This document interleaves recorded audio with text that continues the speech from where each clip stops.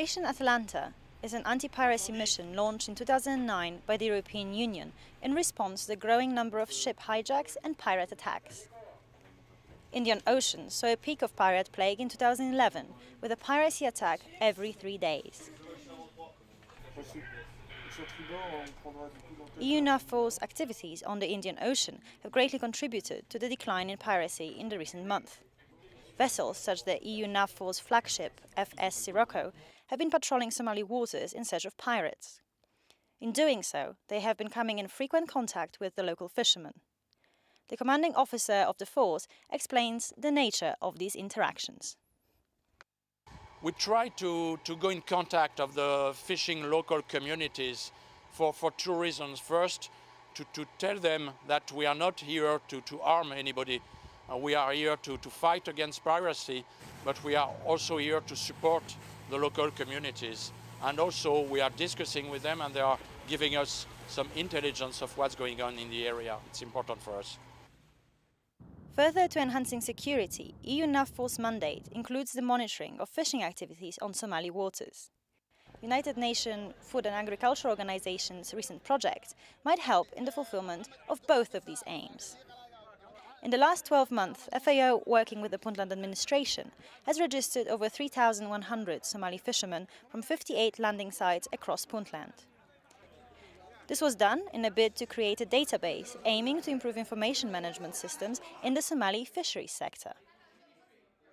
The database includes biometric information, as well as data about fishing activities that will help the government and agencies such as FAO in the reconstruction and development of the fishing industry.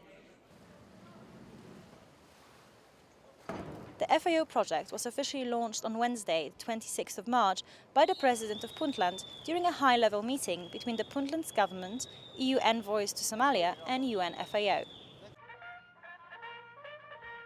The meeting was held on board of FS Sirocco off the coast of Bossaso. The leaders discussed issues of economic and political development, as well as mainland and maritime security. The primary objective of ID cards and the database is to bridge the knowledge gap in fisheries industry, but it is hoped that it will also lead to safer and more secure seas. I'm extremely pleased to see today that we've been focusing instead on capacitating the fishermen to be back in the fishery business. That is a critical step. When we talk about peace, it's critical to understand what changes in people economy means to go towards peace. And I think today has been a critical point from our own point of view, and I think from the point of view of the participant, to put a quite lot of emphasis on the livelihoods dimension that the peace can create, and the livelihood dimension can create peace. The President of Puntland expresses hope that the new database will help all the security forces in their work. Is a method or a means to distinguish pirates from fishermen. Obviously, anyone on the seas is not a fisherman, and anyone on the seas is not a pirate. So to have an identification that clearly distinguishes fishermen, legal fishermen, and pirates are very important for all of us.